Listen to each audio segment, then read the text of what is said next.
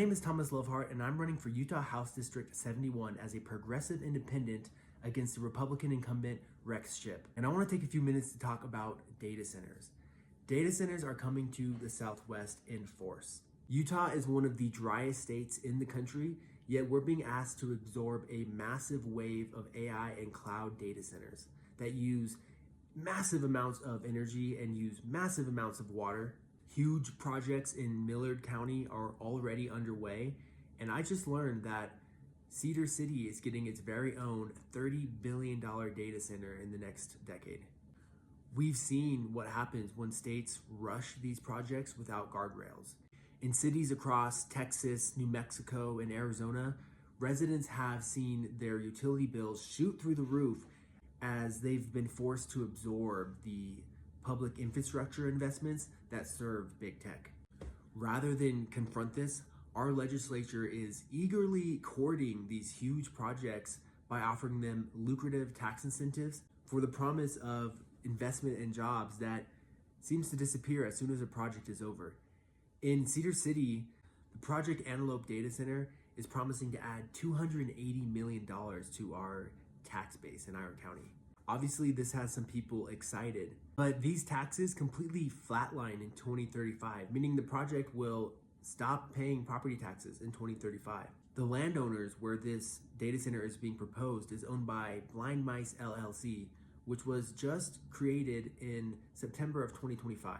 The contractor behind the project is Pronghorn Development, who will be partnering with Jones and DeMille Engineering to bring this project to life. The thing is, Jones and DeMille Engineering has done civil engineering projects in Boulder, Utah, but they have also been accused of embezzling federal funds. And unfortunately, this is just par for the course in Utah, where so many of our legislators have deep financial ties to the real estate and development industry and give contracts to their buddies' development firms rather than the most qualified construction company. To me, this whole thing raises a lot of red flags, and honestly, it stinks to high heaven. We're talking about $30 billion investment by Blind Mice LLC, which is composed of 3 people and is headquartered in a tiny little office building P.O. box here in town. And I'm just wondering, how did they secure such a lucrative contract? Where is this money and investment coming from? And who is it really benefiting? Listen, I'm not necessarily against AI, and I understand that we're living in the AI age and this infrastructure is going to be built out, but Utah cannot afford to make the same mistakes as New Mexico and Arizona and Texas as we build out this infrastructure. Our water is already stretched thin by drought and climate change, and that is only projected to worsen in the years ahead. And public investment in our energy infrastructure should serve the public, not just corporate server farms. If big tech wants to build their data centers here in Utah, then they should pay the true cost of the resources that they consume, so that regular Utahns are not subsidizing billion-dollar corporations through higher utility bills. Any data center projects in Utah should follow a bare minimum basic 3 principles. First of all, they are never going to raise residential water or electricity bills for Utah ratepayers. Second of all, they should be run off renewable clean energy so that we don't contribute to an already toxic air quality here in the Utah Valley. We should also demand long-term sustainability and responsibility. These data centers should be required to study ways to reuse and recycle water so that once they get their allotment, they're not repeatedly pulling millions of gallons out of the ground each year. And yes, at the end of the day, these requirements will raise the cost of building data centers here in Utah. But this is a multi-trillion-dollar industry we're talking about. This project alone that they're proposing in Iron County expects to generate $500 billion in investment over the next 15 years. So if we're asking them not to run this enormous facility off of gas and coal, or if we're asking them to reuse and recycle the water so that they're not repeatedly and continuously pilfering our groundwater, then that is a fair ask. And if they decide that their responsibility to our community is not worth it, and they decide to go to one of these desert towns in New Mexico or Arizona, then so be it.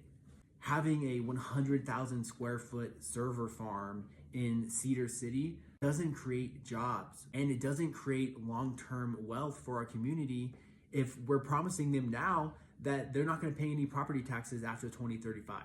Right now, we're in the wild west of AI and the expansion of the industry and the infrastructure, and every AI and tech company is going to try to get the best deal that they possibly can. But we have to think responsibly about our future, the long-term well-being of our society and our state. Data centers that initially must rely on dirty sources of energy like coal or gas should pay a carbon tax that is used to fund community-owned cooperative renewable energy plants.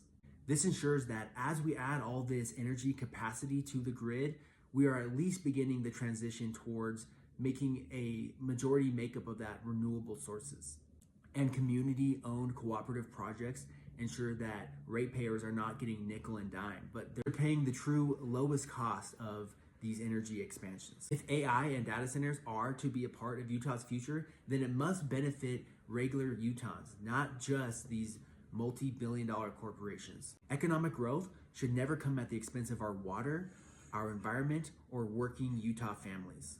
Utah can welcome innovation and accommodate the explosively profitable AI industry without giving away our most precious resources. As always, if you like what I'm saying, please vote for me. And if you can, please consider donating to my campaign. My ActBlue link is on my website at voteloveheart.com. Thank you.